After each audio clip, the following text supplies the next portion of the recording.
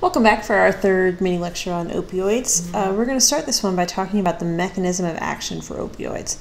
And this all starts with our endogenous opioids, or naturally occurring opioid-like transmitters. These include neurotransmitters that are found in the brain and adrenals, and also in the pituitary gland. It includes endorphins, if you're familiar with those. They're the ones that are typically associated with that idea of the runner's high, that feeling of pleasure that we talked about for the use of opioids. If you think about how that's related, it can start to help you build those connections. Basically, we know that the opioids in our body and opioid drugs are agonists of several types of opioid receptors. So we've got a few that play a role in pain reception, but in general, this whole relationship is one that we don't understand very well. So in terms of the mechanism of action here, we still have a lot to learn.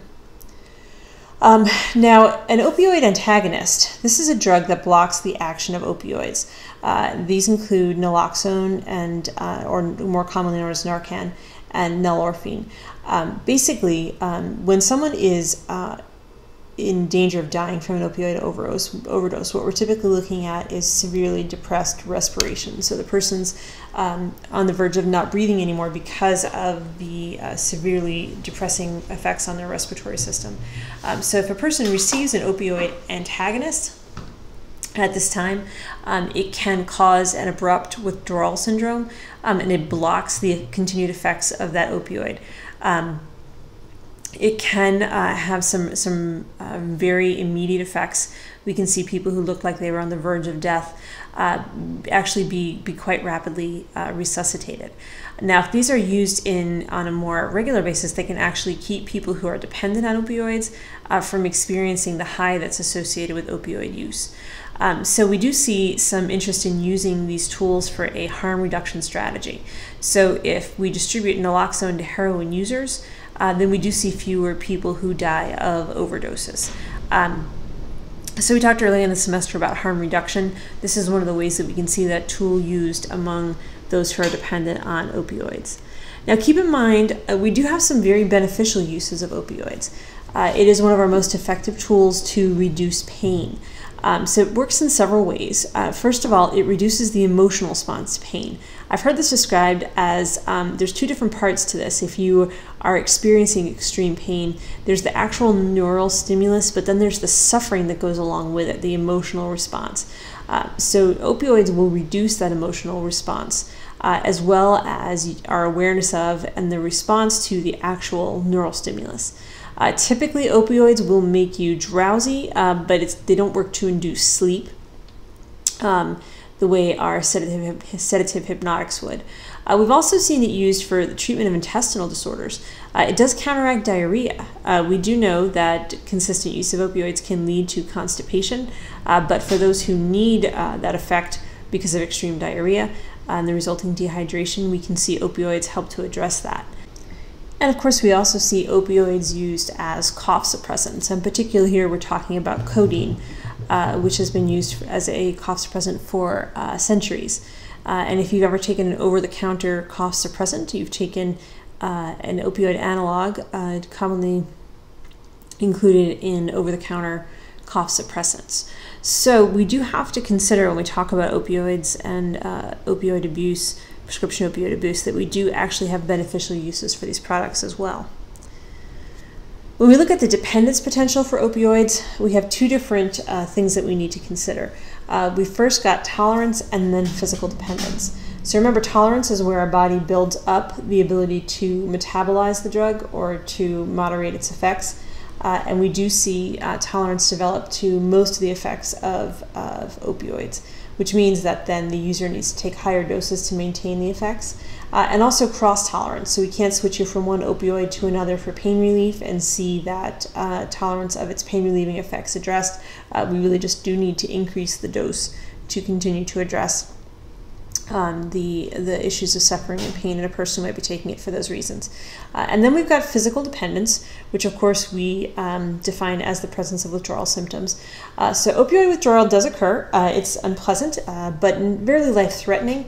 And actually, we can prevent those withdrawal symptoms with any of the opioid agonists that we discussed when we talked about harm reduction. So when we look at what opioid withdrawal symptoms actually occur, we've got the craving for the drug and the anxiety. And then some yawning, perspiration, runny nose. So again, things that are not life-threatening, unpleasant, but not life-threatening. About 16 hours since the last dose, we'd see an increase in that, plus dilation of the pupils, goosebumps, hot and cold flashes, aches, loss of appetite. About 24 to 36 hours out from the last dose, all of that becomes more intense, plus insomnia, increased blood pressure, increased temperature and pulse rate. And then 36 to 48 hours, we see again increased intensity, vomiting, diarrhea, weight loss, and increased blood sugar. Now, if we can get the person past that 36 to 48 hours, then we see those withdrawal symptoms begin to decrease. But what we typically see with opioids is the psychological dependence. And one of the reasons that we see that develop is because of that positive reinforcement. Somebody gets the craving for the drug, they take the drug, and they see its positive effects pretty rapidly. And they also get negative reinforcement where the use of the drug removes those withdrawal symptoms that we just listed. Now, injectable opioids, because of their fast action, are the ones that are most likely to lead to dependence. So moving on now to toxicity, we've got both acute and chronic toxicity concerns with opioid users. For acute toxicity, we've got that suppressed respiration that we talked about, and especially in combination with alcohol. We do occasionally see nausea and vomiting with the use of opioids, and all of these can be countered with a dose of naloxone. Now, in terms of chronic toxicity, most of what we see here is associated with the injectable forms of the drug because it is most closely associated with the physical process of injection. Typically here, what we're worried about are infections at the injection site, as well as the spread of diseases caused by bloodborne pathogens. We talked about harm reduction recently, a few slides ago. Another method of harm reduction that we can see with opioid users is the distribution of clean needles or needle exchanges. If we can't solve the problems that lead to opioid dependence, at least we can prevent the spread of bloodborne diseases in the population that's using injectable drugs. So different ways that harm reduction can be used with this population. If we look at what it actually looks like to be a heroin user, so we're here specifically talking about heroin. The folks who are dependent on heroin need 3 to 4 injections every day to prevent withdrawal. It is a very expensive habit. The cost of the drug itself remains quite high, and it can be difficult to determine what the size of that injection should actually look like. So we've also got different purity in different batches, and they've got the risk of those skin infections and bloodborne infections. And because of these challenges, we do see people who are able to gradually stop using the drug. Some of the things that tend to be said about the use of heroin that are not necessarily true is these feelings of intense pleasure that are unequal to anything else. Actually, there are quite a few people who report that nausea and vomiting with the use of opioids. And then, of course, the process of building up tolerance that builds more rapidly compared to the feeling of euphoria. When we look at opioid withdrawal, this is not something that is always as excruciating as it's made out to be in popular media. Typically, we went through the list of symptoms and their length. A mild case of the flu or the stomach bug might be a better comparison. And then we also have this misconception that after you inject one time that you're hooked for life. And we see this isn't actually based in fact. We do see about 1 million people in the United States who are dependent, and that actually takes some effort to get there. There are about 2 to 3 times more people who are actually occasional users of the drug. So as we wrap up our last lecture on opioids, keep in mind that we talked through the history of opium use and production, including the development of morphine and codeine, which are opium derivatives. We talked about changes in the nature and treatment of opioid abuse. We also spent some time on heroin, typical supply and sources for that drug. Also talked about opioid antagonists and the important role they play in opioid overdose.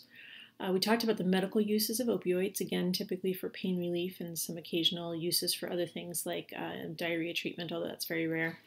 And then we also talked about the withdrawal syndrome for opioid withdrawal, and then finally talked a bit about opioid overdose deaths, as well as some misconceptions about opioid use here in the U.S. Remember to be checking in on Web Campus for assignments and discussion posts that are due, and please reach out with any questions. Thank you.